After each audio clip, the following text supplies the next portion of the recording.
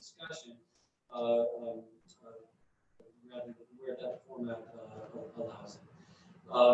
I'll just a quick mention, we also, because of the pandemic, we have invited individuals who either could not or did not feel comfortable attending our socially distanced meeting here tonight, were invited to either send an email with public comment that can be read into the record, or to send us a phone number so that they could be brought into the meeting by phone. So with that, I'll declare the public hearing open. Is there anyone who would like to speak to this application?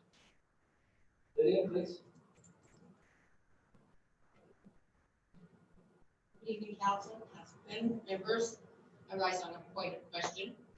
I have a 4-inch printout of the newspaper saying that there's going to be a discussion about this, but it doesn't say anything about the police.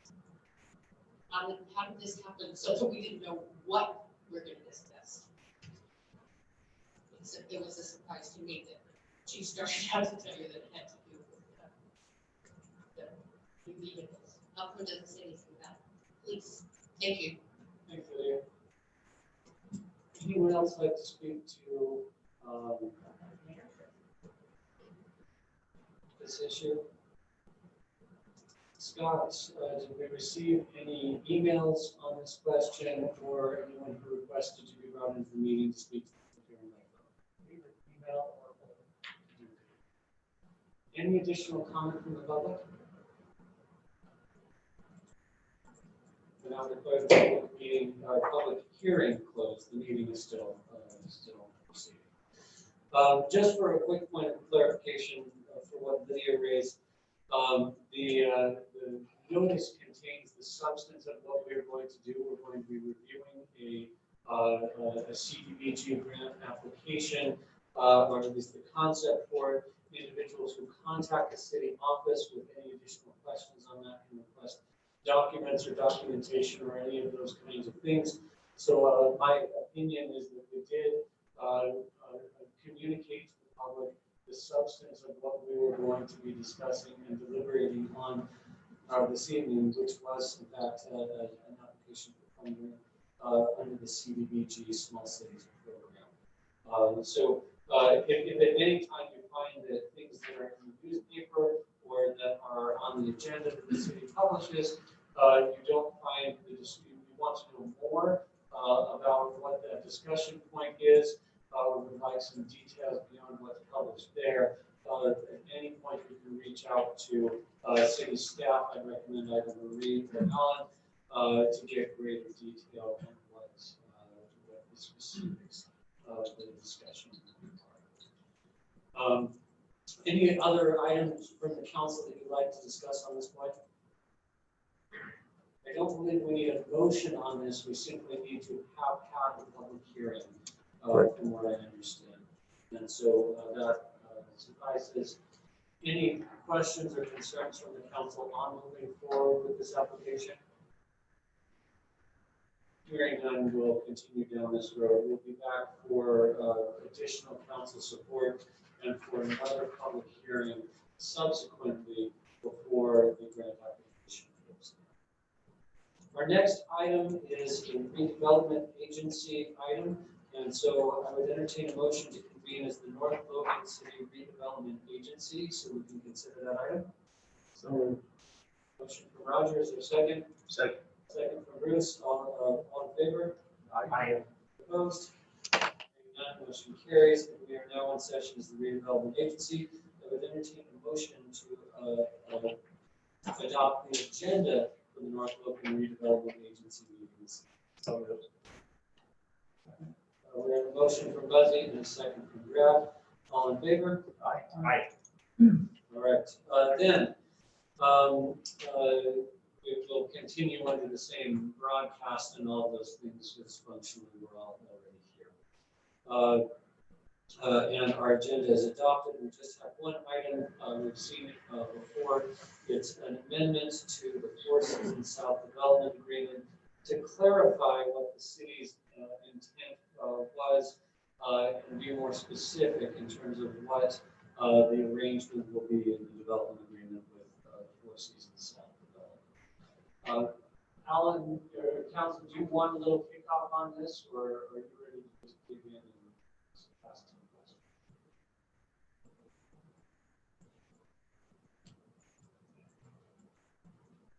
Alan, give us the Reader's Digest first.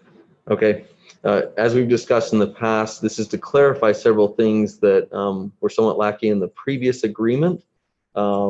Previous agreement had some financial obligations of the city and things that they're basically clarified in this. We've taken out the dollar amounts, and basically what we put in is kind of the max increment we will receive from both the Four Seasons, the live work units, and then also a few years of the subsidy from Four Seasons North after it expires. All of these things would expire for the CDA in 2026 or 2024, sorry. Ultimately in 2025 is the expiration. And so what this does is it gets us closer to that obligation. That's what we're trying to do.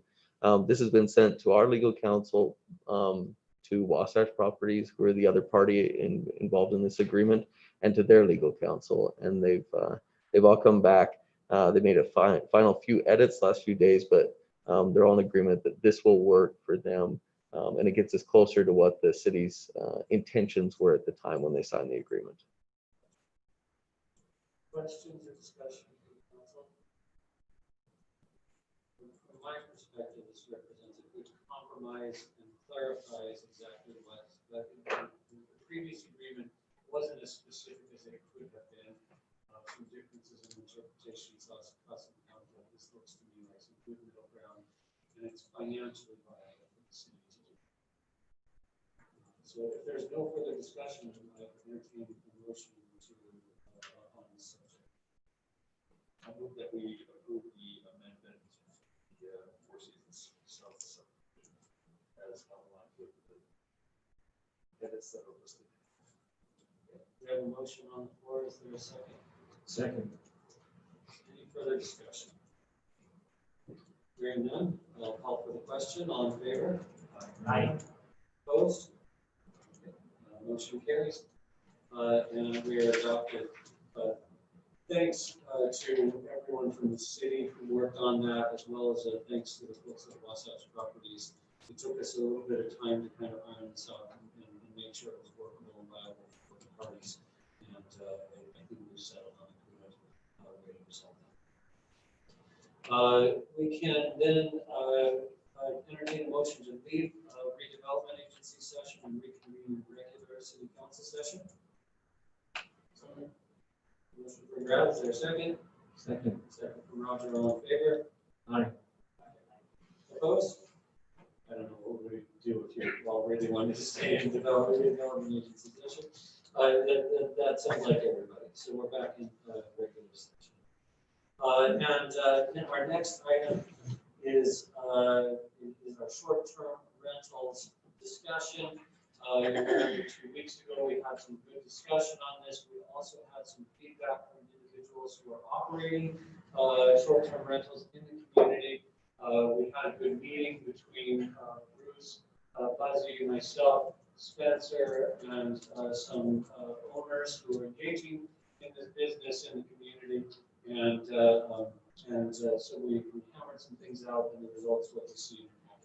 So Spencer, why don't you take it from there? Yeah, of course. So if we want to open up that ordinance, I'll just step through the things that are different on this one. So if you scroll down to, you'll see green highlighted areas. Those are the things that have been changed, passed around. So there were a couple different things, or 3 different things that were discussed that we looked into to get modified through main concerns. One of them was parking, and that one was just a concern of requiring 2 parking spaces. In some cases, there only be 1. So that language was changed, requiring only 1 parking space for up to 3 occupancy, and then an additional parking space for each 3 additional people of occupancy from then on. So that helps alleviate the issue if there's only 1 room being rented out. Another thing that was a concern was the inspections. So I sat down with John Keller, who was our fire chief, is now fire marshal of Logan City. He actually pointed me to the self-inspection worksheet. He told me there's 3 different ways they do home-based businesses, which is where this code currently sits. If you want to go into that other self-inspection sheet. So the typical process is the building department will come for any home-based business application. They'll look at basic things so that there's a ceiling. If it can't be an unfinished ceiling in the building, the breakers have to be labeled, basic safety type things. And then yearly or biannually, or sometimes it's the self-inspection sheet, fire department or somebody from the fire department will come check off a few simple things. And they've done it a few different ways. Chief Keller seemed to be okay with really any three, just whichever one we decide to go with. One is they have some businesses just fill out the sheet, say if it's low impact, it's just an office and home, and there are people visiting. Two, if they have a couple people visit occasionally, then they have a biannual check-in where they physically go to the business. And the third one is they check in annually and just, again, it's checking fire hydrant, it's checking access, it's checking the smoke detectors and the breakers. So it's pretty straightforward things. The way I wrote it in this updated code was just that it would be an annual check. We could adjust that however the council would prefer to see it. It's a self-inspection form. And this is at renewal.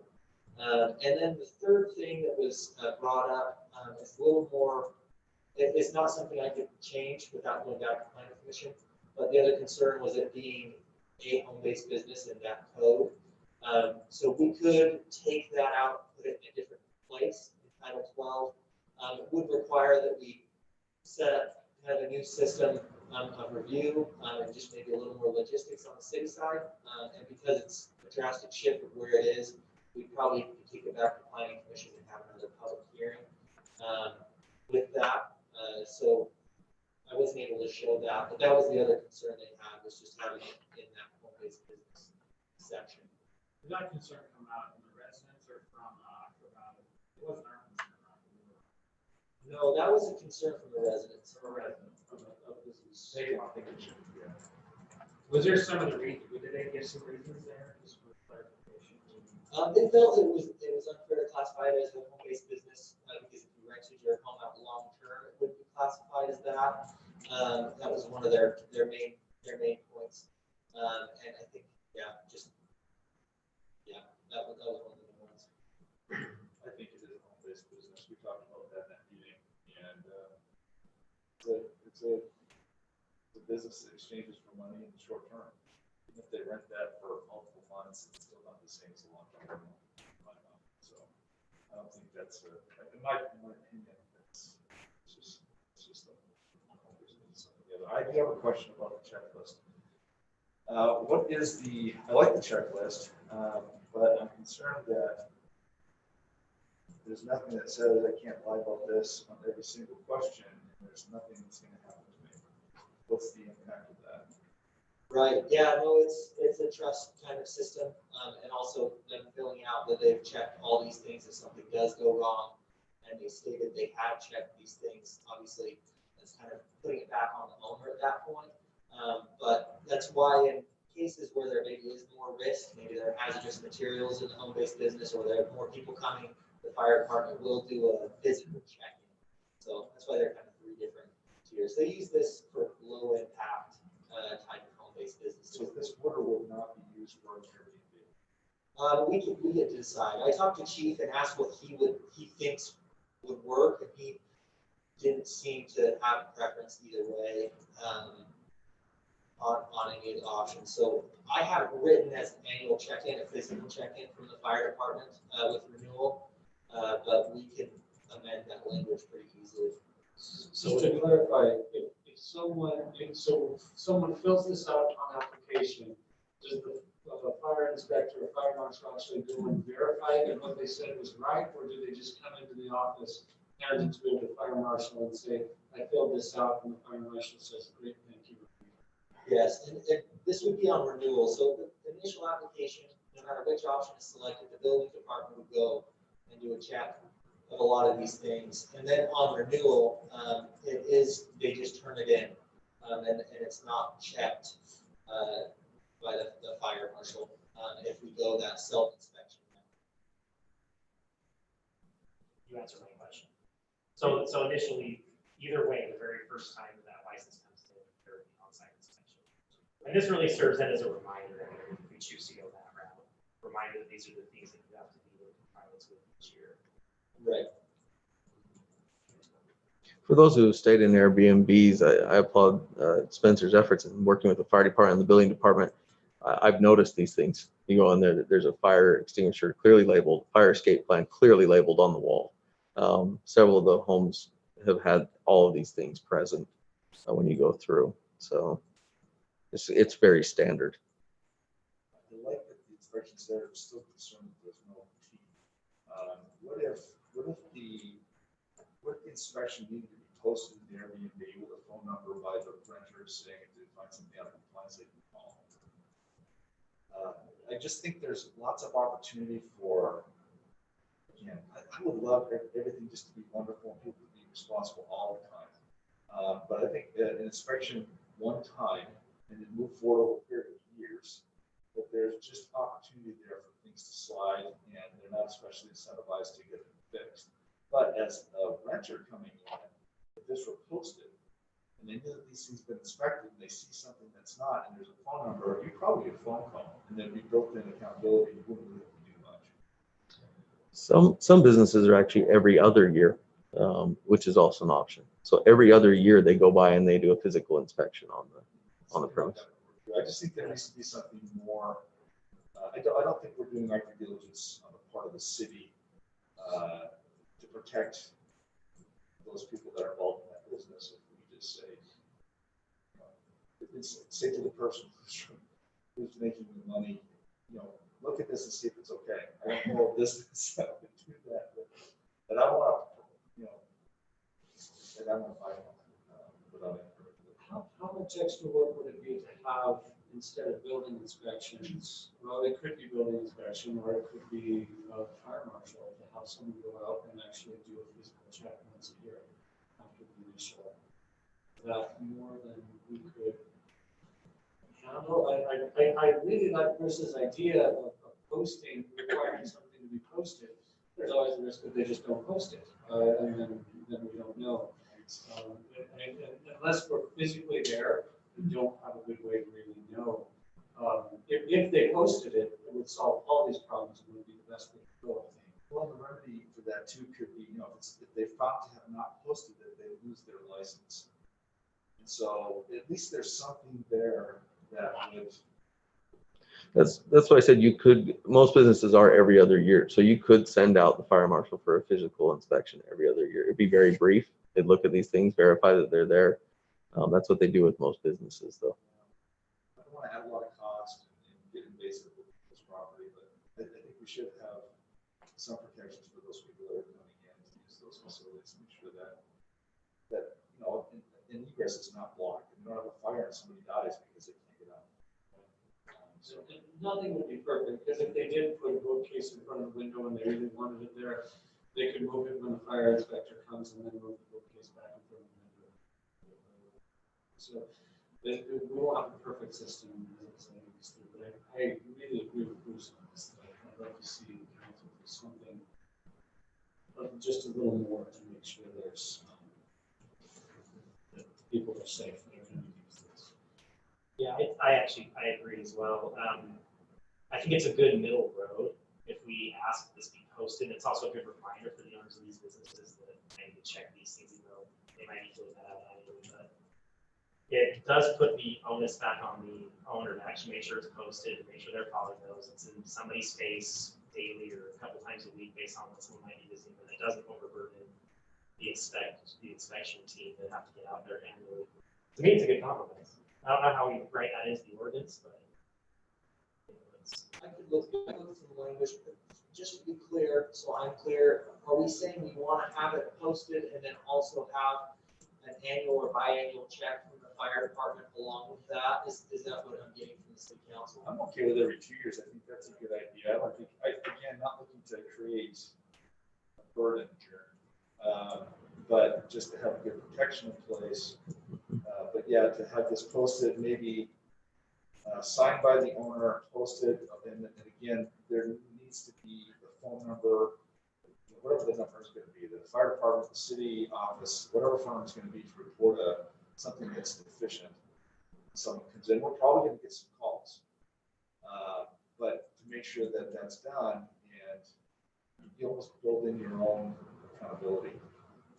I think when there's a number there, you're gonna get calls and the sheets were not nice enough or whatever. So I like the number concept, but I don't know. I mean, if you're gonna post something, it has to be very, very red and specific that for violations of these, because you're afraid that.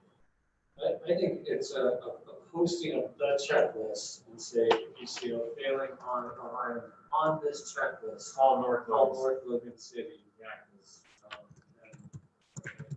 And if you have other issues, please call. Yeah, I can fix that right. I did forget one thing, if we're typically going along with the fire, just before I forget. State tax ID was also concerningly raised. This is kind of part of the home-based business. I spoke with Scott, who helps with the business licenses and home-based businesses briefly, and that is required to go to the state and get a tax ID number. I did pull that from another short-term rental code, so that is being done elsewhere in the state.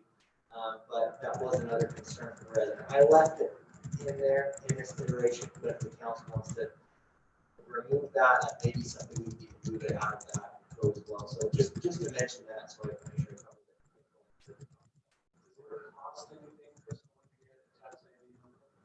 I believe so. I don't know. Well, no, okay. It's just your time. And that's separate from, that's separate from Airbnb providing that proof then, right? This would be on top of, because I think there was discussion that we're assuming there the vendor of choice here, that they would actually provide some of that proof, but you're saying the state license is independent. Right. Process. Yeah, so that would be an independent process. We do get Airbnb sales tax. But the owner may not have a state sales ID.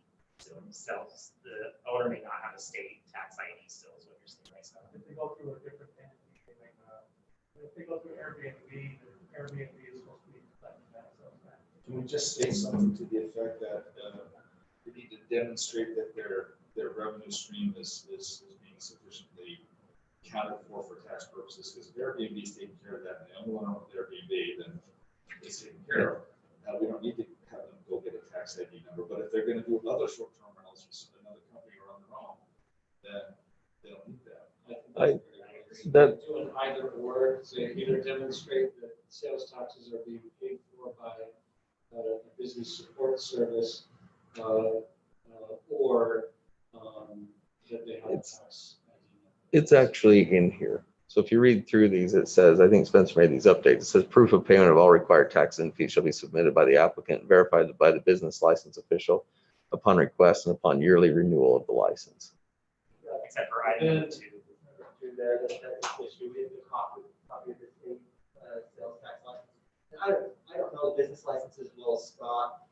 If they were able to provide proof that it was going through Airbnb, would they still be able to get a home-based business license without their own state ID? So if that works in our process to get, then I can make that change. I could adjust the language so it's or either. Yeah, I'll have to play with that language a little bit to make sure it's clear. Are the language changes extensive enough that you want to have to send Spencer back with his pencil to tie this up and bring it back in another couple of weeks, or do you feel like they're simple enough that you want to in particular? Well, I don't want to have you guys pass something. If you wanted to pass it subject to language revisions to the effect of those things, I think that would be enough. I already changed this first paragraph, if this kind of suffices. Each short-term rental must post the completed self-inspection worksheet within the short-term rental. In addition, each short-term rental shall be inspected every other year by the fire department for license renewal. You better say where that needs to be posted. In a visible location. Near the entryway or something. Yeah, I think something like that makes really ties it down. So they don't stick it to the bottom of the under some high Side of the toilet. Yeah. One thing to consider is our business license program.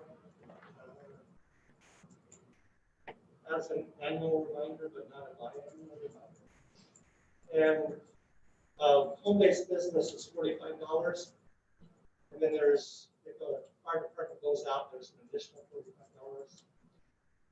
So I'm not exactly sure how we're going to track that on a biannual basis, since they'll remind us every year that they need to renew their license, but not what they need to do for the license. We'll probably want to look at that because Logan is different than ours, so we'll probably want to look at our own business licenses because Logan's only doing a fire inspection every other year on their businesses. I think I like to see this cleaned up a little bit from back. I'm not doing any urgency. Nobody, not like that, it's in the past. That's our advice. Spencer knows exactly what to do, I think, and we can get that straightened out. I don't want to put a lot of extra burden on our business licensing staff, but it feels to me like it would be viable to have a spreadsheet of every short-term rental that's registered in the city and handle those in a slightly different way. Just check it once a month to set up as an application. But let's take a chance to run that through, workshop with staff to see how it can work, check with them. See how it works. I just need to ask the council, especially with masks on, they need to speak right into the mic, keep your voices up, keep it loud. You suggest we should take these off? Specific names. never one do of us, that. Thanks, Mary. Okay, hearing no motion otherwise, I'm going to assume that we'll take this up in 2 weeks. We made some really good progress, and I think taking the time to listen to people who are operating these businesses, but also taking the time on the city's part to think things through from the consumer's part that we're trying to protect is going to yield a much better ordinance than we would have had we just passed things a couple of weeks ago. So good progress, small tweaks, but good progress. Next item up is consideration of a concept plan for an IFA commercial subdivision. Spencer, why don't you take this? Yeah, so maybe first we want to open up the plan there, the exhibit. This one? Yeah, so this is a concept plan for a simple commercial subdivision, essentially taking the IFA property and subdividing off that southwest corner for a commercial pad. So just 2 lots out of those 11 acres. As part of the subdivision process of a commercial subdivision, they just have the lot lines essentially going through the subdivision.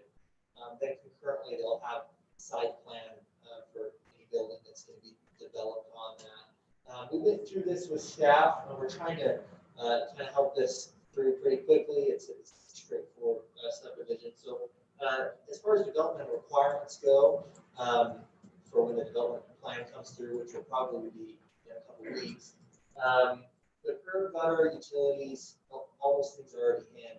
So really the only things that will need to be shown are utility connection points, connections, and then along with our Main Street ordinance that was recently passed, sidewalk, path, and trees. And they're working on an accelerated timeline, so they've already actually submitted in some plans that have been reviewed for that next round, where they show that. We're working through some different things on that as well. So pretty straightforward concept plan that was recommended by the Planning Commission 2 weeks ago. Remind me, and I know this has come up a couple times, isn't there? So part of the first part of the subdivision, don't they still have 2 commercial lots on the front that based on Main? Those are part of the, because I know there was talk about maybe taking the front part there and putting 2 more maybe retail pads. Is that drawn out or is that been abandoned? This one only has 1 commercial. So it's the commercial one, then they're building, and then another one in the back. So Yeah, so they've got 2 tenants in that building, but right now it's 1 big parcel. So yeah, this would just split off the 1 piece. They don't currently have any commercial pads. I'm not sure what has been discussed in the past. This would formalize one, at least in the county records. So this would make a formal pad that could be sold. Just to clarify, so they will be installing sidewalk and all the things to conform to the Main Street ordinance requests. Yeah, we've discussed with the engineer working on it as well. We talked briefly with IFA.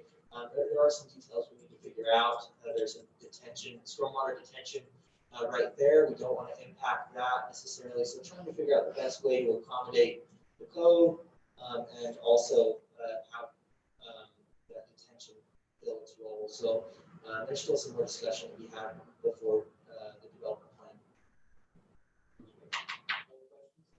We have an IFA representative here. Do you have anything you'd like to share with the council while you're here? Okay. Well, I entertain a motion if there's no further discussion. I will move that we approve the concept plan for the subdivision for IFA and thank IFA for being such a great business. Okay. We have a motion.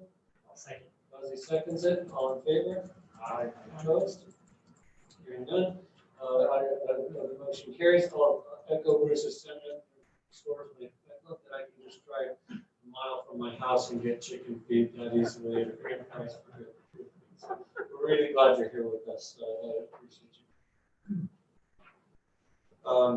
Next up is considering approval to release the warranty bond for Canyon Meadows subdivision. Jordan? So this is the standard final bond release for a subdivision. Part of the set agreement, so after 1 year warranty period on the subdivision, it's time for the council to release the remaining 10%. The subdivision housing pulled up, it's on the corner of 2700 North and 1600 East.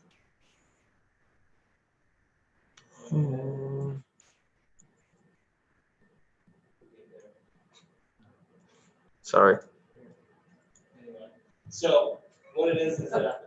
it's right there. We found that the subdivision has met the requirements. We've met with, I spoke to, there are a few rough spots on that roadway. Talked to the contractor, they will remedy those areas. So, yeah, any questions, comments, concerns?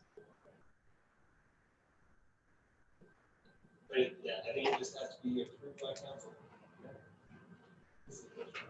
Mhm.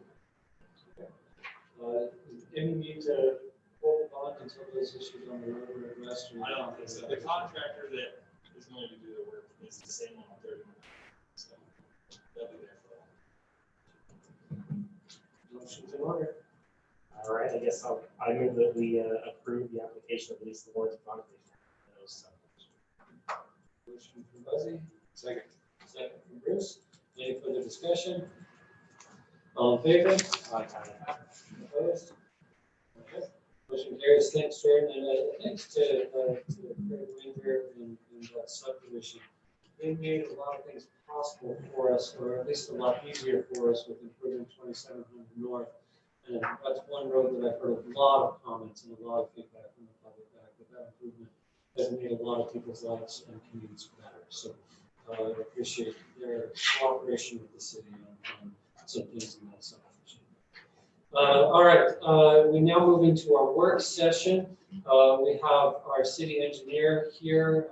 Lance is going to give us a quick update on our water system. Lance, if you come up.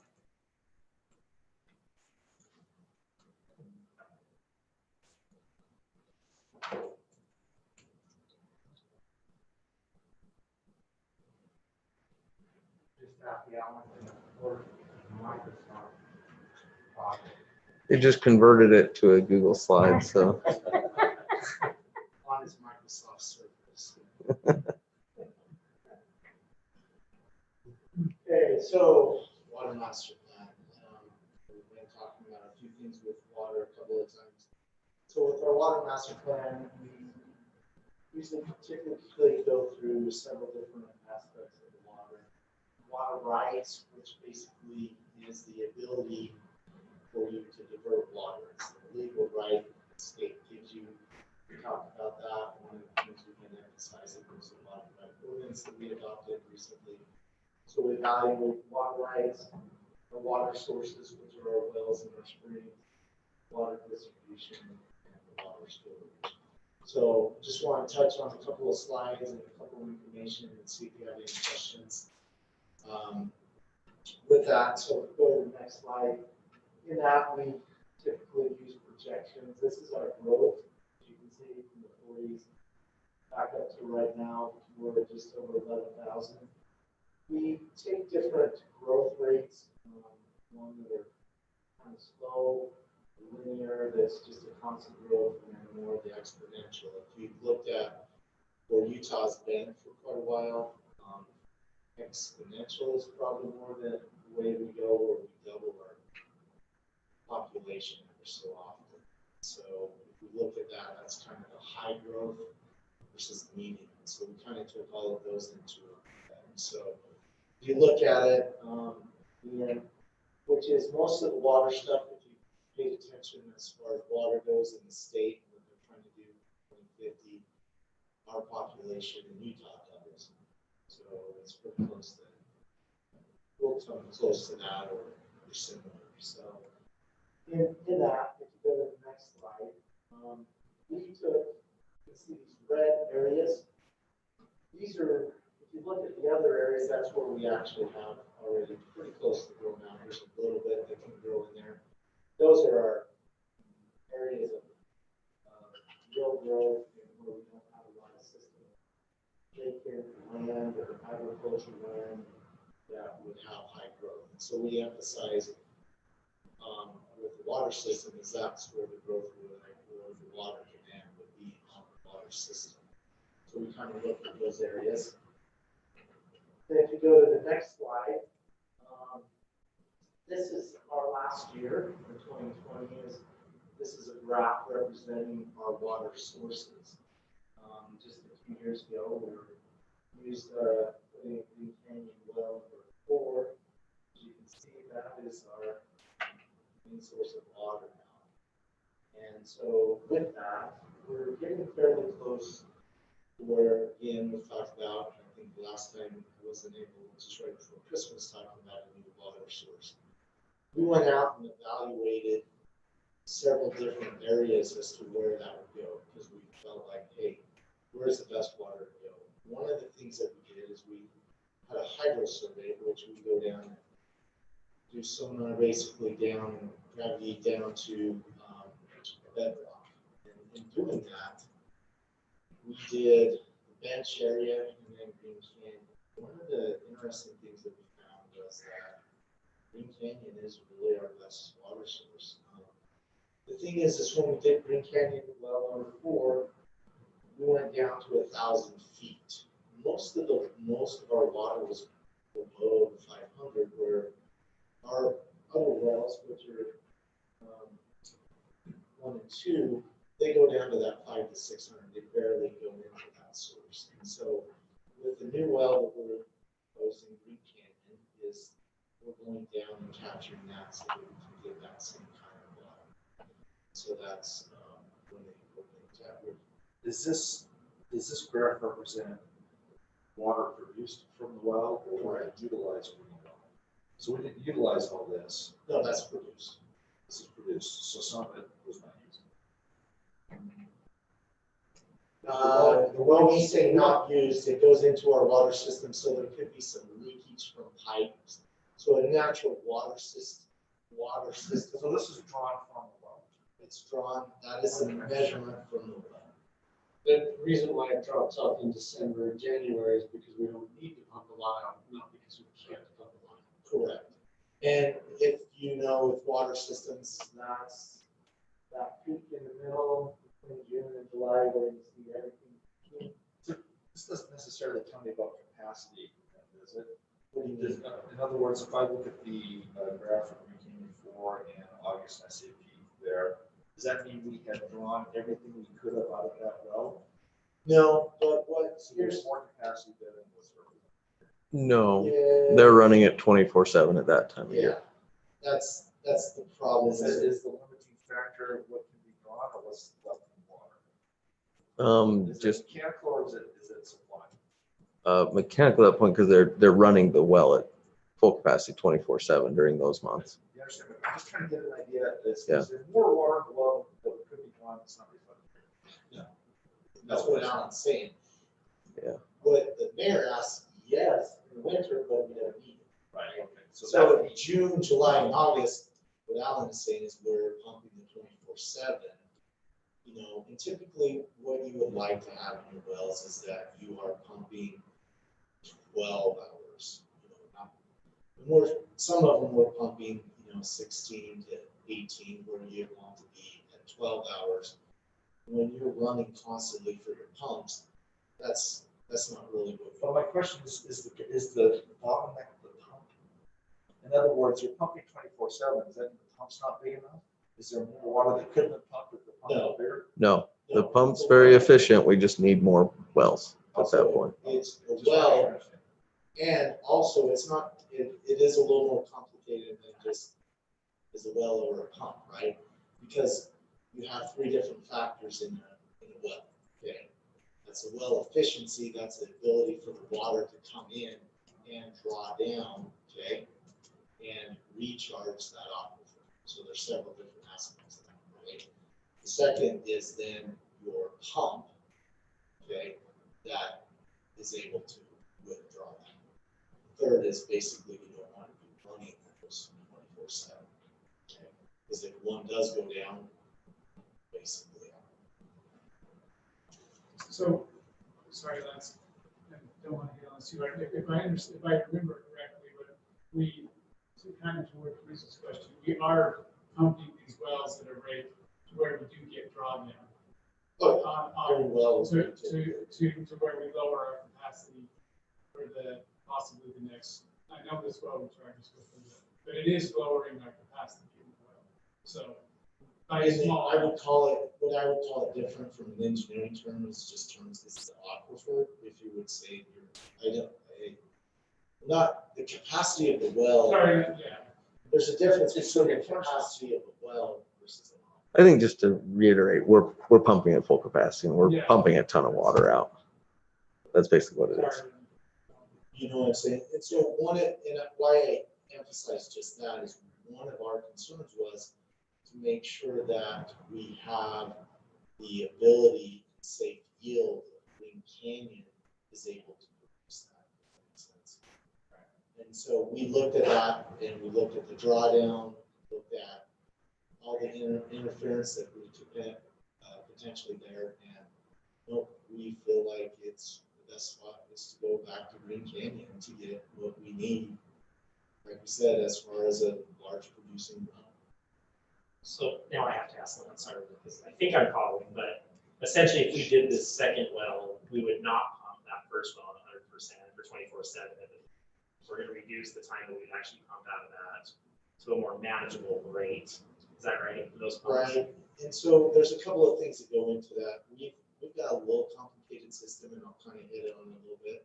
But we found out through our water model, it just depends on how we're going to tie in the next reservoir and how that ties into that distribution. Does that make sense? Most of your wells are such that when the reservoir goes down, they come on, to make sure that you have water. So your wells are turned on and operated by that. But that is simplicity. Yes. So the next one is when we run, and as you see here, right now, talk about sources that give us the water, right? Distribution is what takes the water out through the pipes and gives it. This is the 2020 with our current, actually, go back on the slide. Okay, yeah. So this slide, that color is not showing up as well, but the biggest thing that we don't want is these reds and oranges. When we ran this through our existing system right now, we really don't have that. But if you add the growth and you go to the next slide, what happens is you really see a lot of yellows and reds. That means what's happening is basically everything's going down, leaving lower pressures in those areas. Okay, so that's two things: is water storage, source, and distribution to get those up. So one of the things as we model and we put in, when you go to the next slide, means that we have another large transmission line that goes down through the city, kind of as a backbone of the central system to distribute that. Right now, what we're anticipating doing is that is also to be a line that goes across and then probably down 23rd and then down 25th. And that basically, when we put that line in, it takes, this is a 2030 scenario that we were showing how it had that, and just kind of medium growth. But when we put this line in 20, 30 years out, the pressures are right where we need to be, the velocities of the pipe are where they need to be. So we feel pretty good that, as far as the system long term, that's what one of the improvements. And let's go to the next slide. This is water storage, so the reservoir capacity. One of the things that was very interesting in the water model is that I've always kind of felt like, oh, let's get our storage up higher, get it there. As we went through and did the analysis and the demands, you can see we follow Green Canyon. And those are a combination, right? Two reservoirs at each site. You can see green, yellow, and red. Those are growth. Those low, medium, and high growths. If you look at each hollow and what that grows out, you really don't need extra storage capacity there. It's all for the lower area. So one of the, and we'll go through the recommendations, we really need that storage in the Green Canyon or that elevation. And fortunately, that elevation is the same elevation as the power lines elevation. There's some great spots or locations that we could, but we just cannot find it. The best spot we found is really in Green Canyon, where we can pump into it and then distribute it out. But that has to have that main trunk line eventually down to 23rd, 24th. So if we go to the next slide, we just our recommendations. One of the things we found that we made a couple of changes on the PRV settings that help a lot of the pressures move down and distribution. We've made those changes and just kind of tweak them a little bit. The next is a new culinary well that we talked about and where that location is. One of the things I wanted to emphasize is that when we did that hydro survey is that we found out on the bench area where we thought outside of Green Canyon, it would have to take 2 or 3 wells to equal what we could get with 1 well in Green Canyon. So it just didn't make sense. I know that that's a lot of wells there, but that's where the water is. The next one is the new reservoir that we talked about. That gets us out. The 2 to 3 million gallons gets us out about 15 years, so 20 years that we like, at least 10 from now. And the transmission main that we talked about, and then also what we've done with line across from Green Canyon over the Wilton Crest to supply those lines so that in case that goes out, that would help on that. And then the last is, of course, one of the things that we have is Beef Hollow, we have Wheatland, and Hyde Park that's within our area, and how do we serve that? I talked about contained and not needing to put another tank. One of the ways that we can actually do that is that out of that reservoir we install what's called a closed system with a booster that has pump capacity with VFDs and some fire pumps, and you supply that area off of those reservoirs with a booster station. Reservoir. So that's how we supply that area if you're familiar with the bead like the bench above mahogany, with that high property. That's how that would help the surface. So those are the recommendations that we have. Do you have any questions? So with the redundant line over to 2,500 to the welfare desk, with that, it seems like, unless I'm not misunderstanding, we're struggling to keep the deep hollow tank full. Would that kind of fix that issue? Well, if you look at whether you call it hollow tank, that would be part of it, helping that. But one of the things that you look at as far as beef hollow goes is that, again, what I showed on the 2030 is all the water's being drained from that. If we have that other reservoir and you have to the transmission line, then you're Not taking it from us. well, the other thing is from an energy cost, right? If we put another tank up there that supplies everything, right? We got to boost it up. So putting in Pain Canyon, new reservoir, then we're not boosting it up. That's energy savings. I have a cost question. So, I understand we have a deficiency now that we need to work on for existing citizens. As the city builds out, do you, just a quick question. Are we looking at full build out 2050, 2060? Is that what those projections look like as far as the city? What percent is left to build even? That map seems pretty built out. Yeah, it does. I mean, is it? So we're talking about water supply for future development.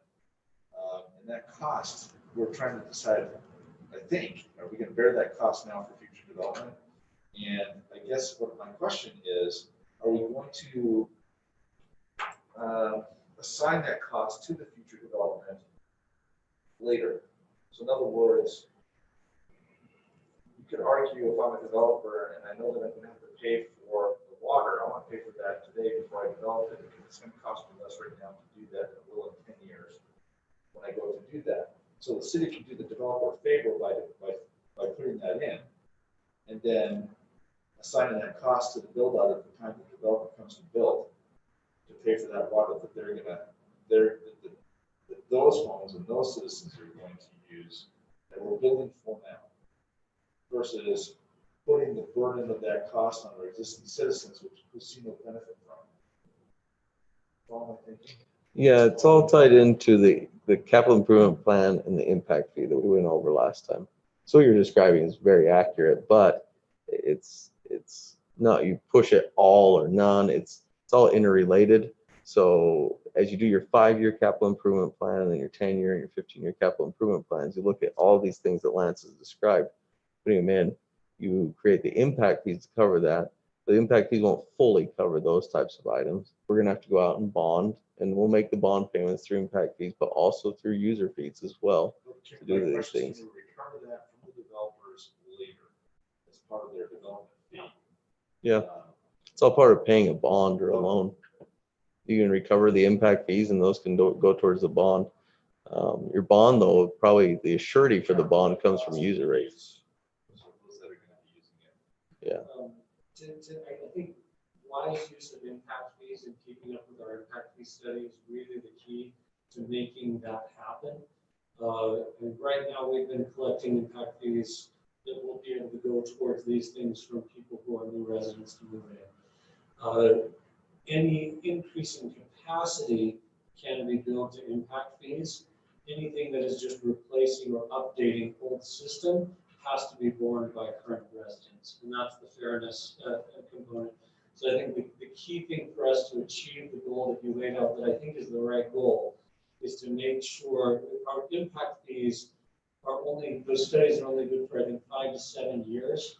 And so as we think down the road, we have to make sure we're doing those updates, incorporating the water master plan into our impact fees plan, because that is what makes it so we say, all right, we've done this much in the last 5 years. We're going to have more growth and make sure we've got the impact fees set right for the next 5 to 7 years, so that it doesn't end up falling back, double taxing existing residents paying the rate.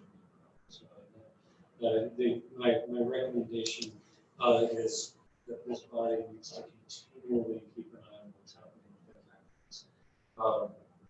So that we can make sure that our current residents at any given time aren't bearing the cost.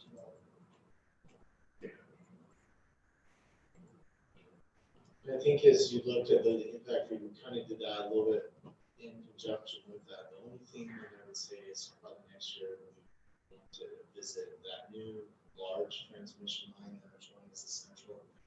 I don't have that in. I have part of some others, but I don't have the main line.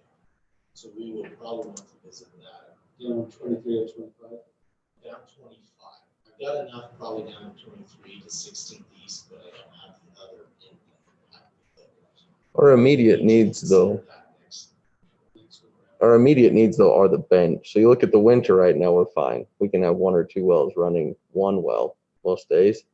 So we need to get water to the bench though right now. So we need to get it up there because that's our demand.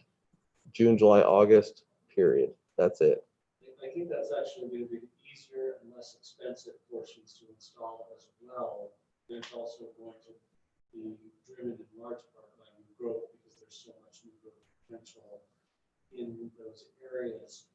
The one that I think that seems to me like it would be really expensive is this 2,500 because we basically need to wait till 2,500 needs to be replaced. I think, and probably do the water line upsize or addition at that time. You know, the hard thing is projecting where something is, right? Where that would be. Is it going to all be above 16th east, below 16th east, whatever? But you're correct in what Alan was saying is the biggest bang for our buck right now is well and storage, and then this redundant line over to the bench, right?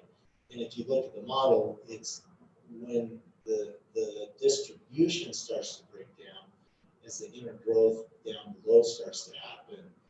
And that is where that 2,500 or 2,300 or backbone really becomes critical. It's not in the next 5 years, it's 5 to 10 to 15. That makes good sense. So the biggest bang for a buck is definitely we need water because we're pumping.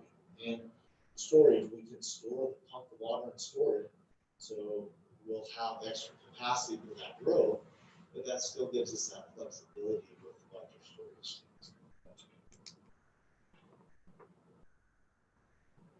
What do you need from us?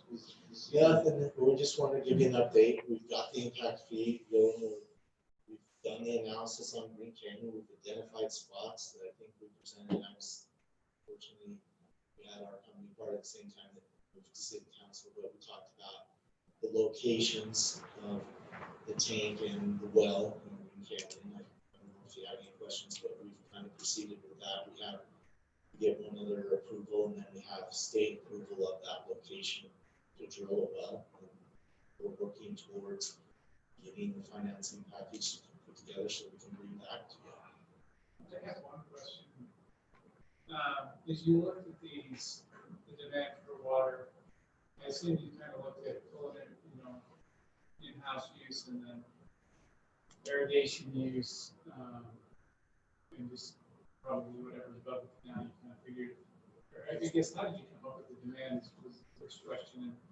And I guess my second question to follow up with that is going to be, if we're planning for demand for exterior use, it actually greatly increases our infrastructure demand. And can we look at that in impact fees if they're not going to have secondary water? Can we look at more impact fees for those lots? So that's the water right ordinance. Okay. So We look at that stuff. So that's going to be the secondary. Now, as far as outdoor, it's the lower water rates you pay for that. If you look at water distribution, most of it's driven by fire, which is a lot less demand than even secondary. Does that make sense? So your pipe sizes are built so that you can do fire flow to protect it. That's mostly how water systems are driven. So if you go back and look, I didn't put that one in. It shows the fire flows available for that. know that's a little bit hard to understand, but to answer your question on above and below the canal, okay, is we also, I think, now that we've identified what the proposal is for Wheatland and everything, you can assign a different impact fee for that booster station area. Does that make sense to build that? So that is one thing that you could do for there. Now, as far as impact fee to the owner, it's basically on the size of the meter. The other I guess options, that makes sense. I'm just, I guess I was more on the assumption that our tanks were designed on the maximum day usage, and so we're kind of shooting, that's definitely those summer months are boosting that number significantly. And then I know we're trying to keep the water supply there for fire. Maybe I can come back to you about it. the thing we went over last meeting in December, if you remember, is we're hitting it at all levels. So the other thing, to speak to your point, is we're looking at secondary as well. So the difference between a culinary, a home that waters their yard on culinary and a home that uses secondary, the culinary demand goes from 4,000 a month, which is the average for a home that uses secondary, 4,000 to 5,000. That's how much culinary water they use. It goes up to 50, 70,000, on up to 300,000 gallons per month. And that's the jump if they're using culinary on their yards. So if we can come in and we can help with the secondary system, obviously we're taking 50 to 300,000 down to 5,000 per month as far as the demand for that individual home. And maybe I'm just not saying, I guess my hope would be if we could reduce that demand, that we could reduce the size of systems we need. Maybe I'm wrong in that. Yeah, the problem is fire flow. Okay. So if you look at fire flow right now, fire flow required for a single family house is 1,500 gallons. When I first started, you needed 500 gallons for your system. Now it's 1,500 gallons, which basically is an 8-inch line. You could basically service your culinary and other things with 4-inch. Does that make sense? Yeah.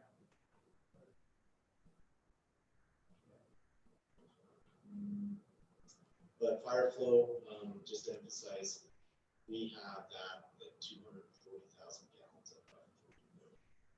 And it's really close. That's the only thing that's That's what it's used to design. so it's very simple versus that's a small percentage of that. Other items you guys would like to discuss on this evening? Lance, thank you. This is really, really helpful. And we went too long without updating our water master plan. I'm really excited to see this thing. Yeah, and I think there was some good information and good adjustments. Thank you. Okay, next up is our annual updates to our road project and surface treatment list. Jordan, are you taking us through this one? Yeah.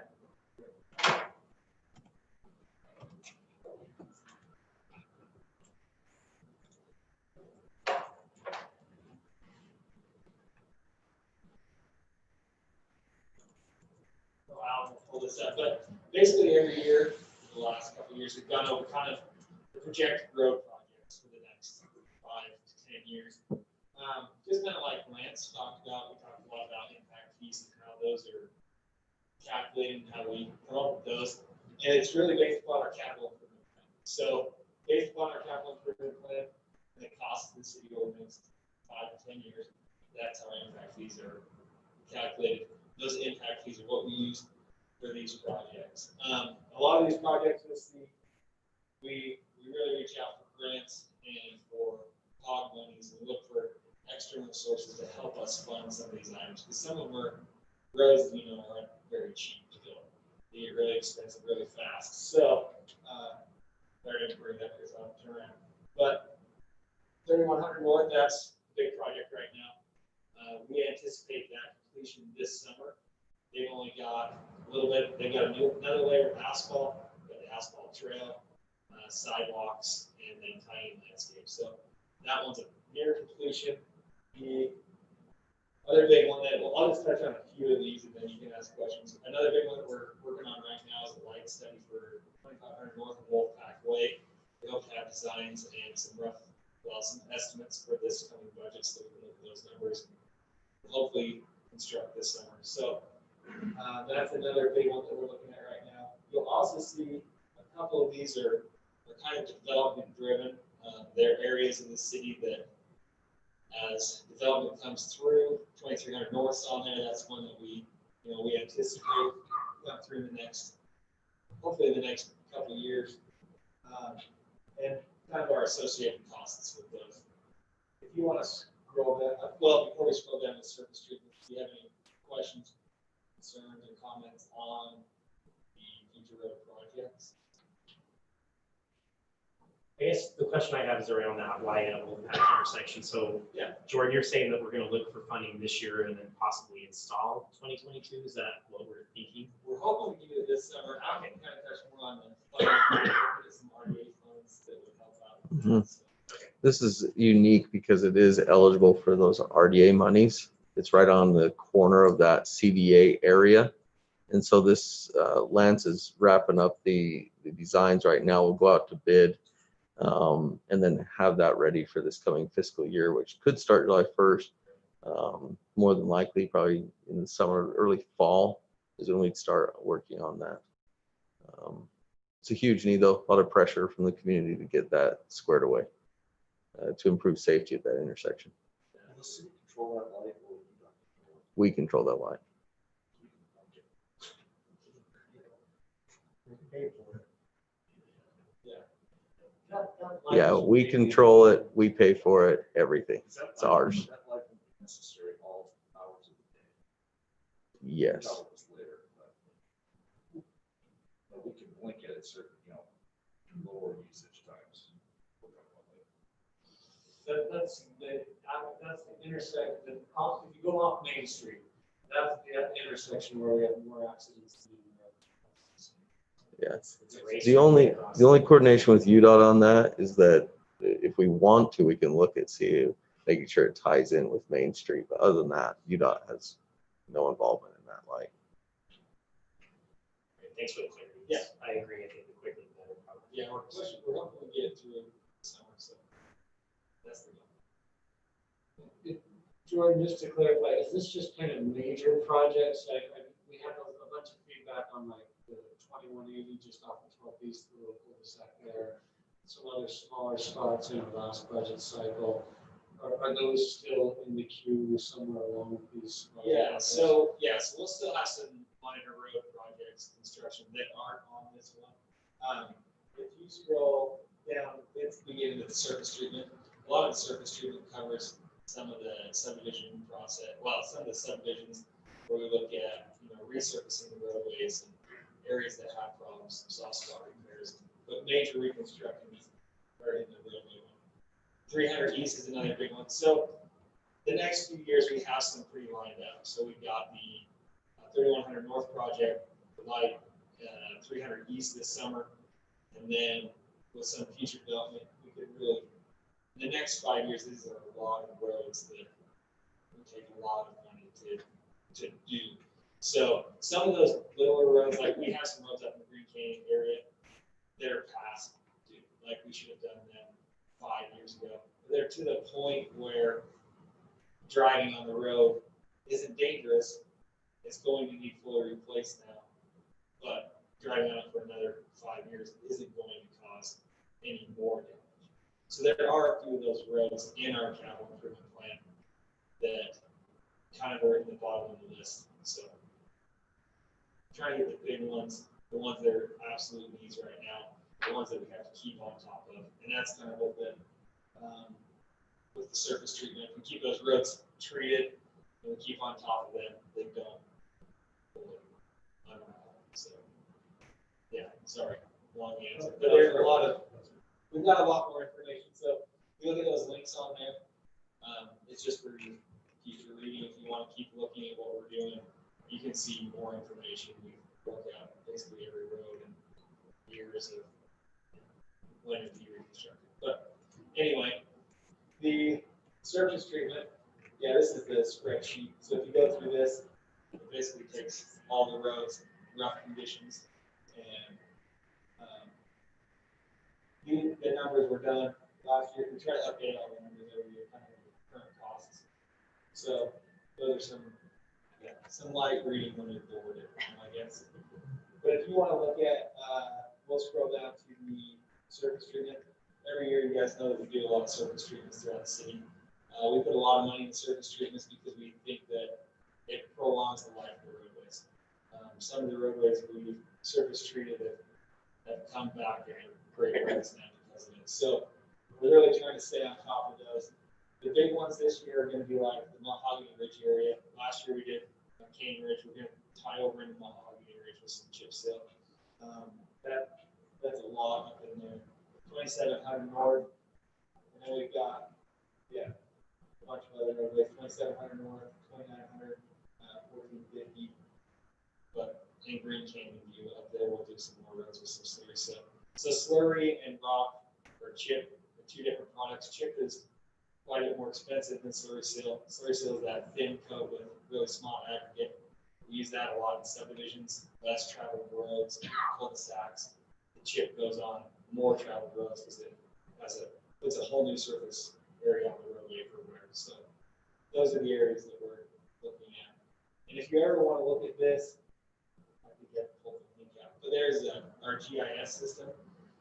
You probably all have access to that. You can look at each year what we're doing, what road we're treating, and our plans for that. So hopefully, it's going to be another busy summer of chip seal. We're out to bid right now.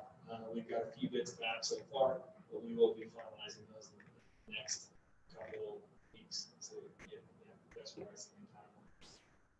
I don't know if you have any other questions about that. Sorry, I tried to go through it a little quicker. Questions? I just want to commend you, Jordan. I mean, over the last 5 to 10 years, we probably quadrupled the amount of surface treatment, if not more, than we were doing before. And to see this kind of schedule thought out helps to make that sustainable, because we know which roads have been treated when and when they're going to come up in the rotation. And this level of thought and caution just spelling out this plan, I think it saves hundreds of thousands, if not millions of dollars for the city by extending the life of our roads. Way more efficient than just ripping them out and replacing them, which we simply can't. Yeah. So I give you a triple thumbs up if I have 3 thumbs. I really appreciate the thought and the foresight. Yeah, and if you guys ever have questions about certain roadways, because I know you probably get some questions from neighbors or concerned citizens and residents about certain roadways. If you ever want to know, let us know. We try to keep a 10-year list on the website. And sometimes those will bounce around depending on priority. If you ever have questions, let us know. We can point in the right direction. So we'll look back at this budget season and see how much headway we can make.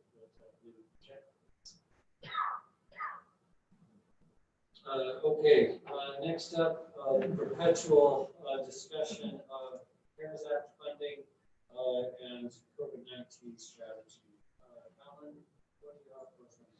I don't have any major updates right now. I mean, we're still talking about wrapping up some of the funding. Working with the police department on that. We'll meet this Friday, but the other than that, it's just kind of strategies right now regarding vaccinations. As they roll out more and more vaccinations, our first responders, obviously our educators, those in the healthcare industry, then hopefully pretty soon we'll see them go towards essential services or in the city. We're looking at really a lot of our public works employees and then making it available to everyone in the staff at that time. Kind of what that we talked about last time in relation to the kind of leave policy we were looking at and just making sure the vaccine's available to every one of the employees, hopefully quickly in the next month or so. Excellent. Any questions on the side or things the city is doing in terms of COVID strategy? Okay. In that case, let's go to our reports. Chief Clark, do you have anything for us? You might introduce us to your companion this evening as well. I wasn't gonna make the walk all the way up here with me, but I didn't have to stand. So with me tonight, I have Sergeant Justin Olson. Hi. Redhead, back in the back over there, you won't miss him. He's going to be filling in for me in a couple of weeks. I'll be out of town for a council meeting. So I asked him to come and experience it tonight, and if there's any questions or anything, I'll look at that and I was aware of my actions that night as well. So, couple of things, I'll keep it real brief. We have an admin page or website, email on our website, and we get questions often from residents. We get complaints, we get accolades. This one came in to me. I'll just read it. It's from a local resident. It says, yesterday I was stopped by one of your officers, Tim Stauffer, because my registration expired by a few weeks. I cannot commend this officer enough for his professionalism, kindness, and respect. Instead of this being a negative encounter and experience, it was so very positive. All because of his outstanding attitude. He is a credit to the North Park Police Department, a wonderful example during these crazy times of how we all need to be. My heartfelt thanks to this young officer and your department. So I want to share that with you, council, tonight. We have all of our officers doing great things, but it's those kind of recognitions, if you will, that from the citizens that remind us that when we're not seeing them, other people are, and will be recognized by our staff at the office as well. So I just wanted to share that with you. That's good news. I have had complaints from people who were stopped in Logan and Smithfield about how that exact same issue of the license plate, the registration renewal, no, they're not sending postcard reminders, and people were not happy with what their experience was in those circumstances. But I've had multiple people mention things similar to what we did with officers. So, thank you. He's a fantastic officer. He's one of our newest officers that we have. He's doing great things. Over the last 2 weeks, our calls of service were 210 calls and 174 traffic contacts were made during that same 2 week period. Again, I think I updated council last time, but I will in case I didn't. All of our officers are finished with their filtering now. So, like I said, I'll keep that brief. Any questions for me tonight or? Yes. Are you guys entertaining ride-alongs at this point, or because of COVID, have you stopped that? We haven't had ride-alongs for quite some time. Officer Stauffer's wife, that's going to be awkward. His mom filled out a ride-along request and was riding with him tonight. But that's a family member. I would encourage a lot of our officers have been vaccinated, are going to continue to get that second round. Once we get to a position, I would encourage ride-alongs, and we do allow that for the citizens as well. They just have to fill out a ride-along form. It's approved by a supervisor, and then you choose a time and date and go with the officer. Thank you. Anything else? Commission meeting will be moved to the 11th. I'll send out an email reminder. I didn't forget about that, Mayor, but I will get an email out to everybody. Excellent. Thanks, Chief. Thanks, Dr. Nelson. Great to have you here with us tonight. Look forward to seeing you in a couple of weeks. You may not be looking forward to spending your Wednesday night with us, but we'll be glad. Spencer, anything for us? Nothing for me. Lance? Jordan? Scott? Just starting in the March newsletter, I'll be reminding people that we have 2021 elections as 1 mayor and 2 city council seats. All right. Oh my goodness. That's not good. Get ready. Yeah, you've only got 2 years. It's a short piece. Well, thanks, Scott. Marie? No, thanks. Alan? Nothing. What? It's almost 8. And I'm trying to keep someone moving. I know, I'm not gonna have them. Yeah. 7:59. Chris, anything? No. Roger? Okay, I'm gonna run the whole meeting here. I just wanted to hit on 2 things quickly. One, following up on vaccination. It appears ones in the state are doing Wednesday nights at 6 p.m. is when they drop on their website the opportunity to sign up for vaccinations for those who are in the age groups that are allowed to sign up. If it's no, Roger Bruce is not qualified for that. But I would bet that I actually had an email during the course of the meeting here from someone who I shared that with during the week who was thanking me because he was able to get on, get his vaccine.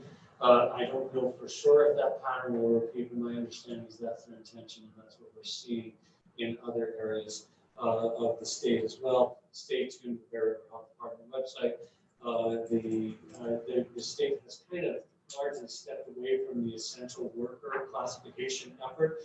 Once you get past first responders and teachers, K-12 teachers, then you get basic and healthcare workers.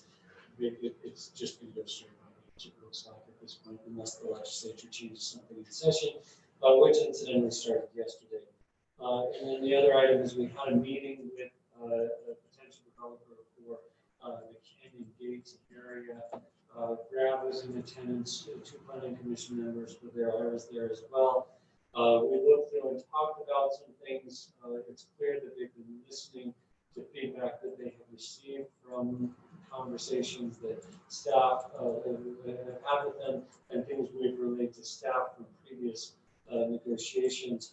I believe we will see an application from them probably within a month. And it's going to take some time to filter through all aspects of the prospect. It is a large development, and so we're going to need to take some time to evaluate it very, very carefully and thoroughly because the impact and it has the potential to increase the number of units in the building by 10% in a phased development over the next decade. So 10% growth in a decade's time shouldn't be surprising based on the projections we saw from Lance. If anything, that would be low growth for the rate that we've seen, but it would be happening within 1% subdivision. So I'll watch for that to come. If you have questions or concerns, we would like to see an update on what they propose, get in touch with myself or Alan or Spencer, and we can kind of go over what they're thinking. And then you'll see it in council, I think, before. And that's the last of it for me. I will entertain a motion to adjourn. Motion for Brad. Second. Second for Bruce. All in favor? Aye. Thanks, everybody. Have a great night. Aye. I thought it was too much for this. Next time. I'll step up. Have a good week. Thanks, Alan. See you later.